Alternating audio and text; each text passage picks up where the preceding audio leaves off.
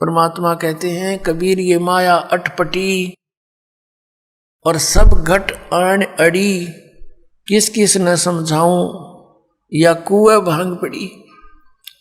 आप इस सत्संग को छोड़कर अन्य सत्संग भी सुनते हो, उन सत्संगियों के व्यवहार भी देखते हो। नाम सत्संग का, कर्म सारे वही जो आम जन साधारण किया करता है। इसलिए समाज में कुरीतियां ना घट करके बढ़ती ही चली गई। ऐसे ही ये भ्रष्टाचार भी बढ़ता ही चला गया, दुराचार भी चरम सीमा पर पहुंच गया, अत्याचार, लूट खसोट, रिश्वतखोरी। तो क्या फायदा हुआ? इतने संत और भक्तों की गिनती नहीं और असर इतना भी नहीं किसी के। कारण क्या है कि वो संत नहीं, और संत के आदेश बिना विकार छूट नहीं सकते। संत का वचन में परमात्मा की दया होती है, उसके ही वचन से, उसकी सत्संग सुनने से प्रभाव बनता है।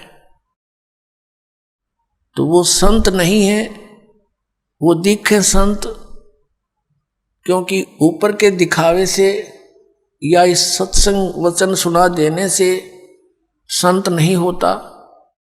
संत के बहुत ही ज्यादा गहरे जो लक्षण होते हैं वो जन साधारण की पहुंच से दूर होते हैं।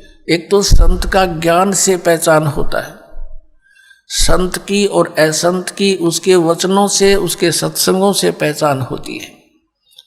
और सदग्रंथों में तो और भी बहुत सी पहचान बताई है कि उल्टे लटके हुए संसार रूपी वृक्ष को जो भिन्न भिन्न बता देगा स वेदवित वो तत्वदर्शी संत है।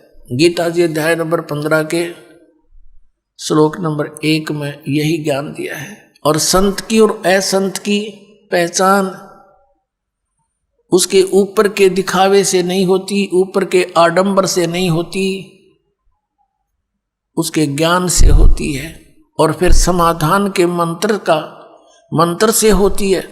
ज्ञान भी सुन सुना कर कोई किसी से मिलता जुलता कह सकता है, लेकिन उसके पास उस रोग के नाश करने की, इस हमारे जन्म मृत्यु के रोग का नाश करने की और प्रारब्ध के अंदर आने वाले कष्टों का निवारण करने की औषधि नहीं है, वो सही मंत्र नहीं है, तो कितनी ही बातें बनाता रहे वो संत नहीं है। और किसी व्यक्ति ने इस दास से सुनकर और ये मंत्र लेकर तीनों और स्वयं संत बनकर इनको दान करने लग जाता है, देता है, तो वो डुप्लीकेट लाइसेंस बना रहा है, क्यों? वो अधिकारी नहीं है। वो गुरु की आज्ञा के बिना स्वयं ही नाम देता है तो वो निगुरा है और वो अधिकारी नहीं है, उससे उपदेश लिया हुआ भी व्यर्थ ही है। तो इन सब बातों से हमने सावधान रहना है।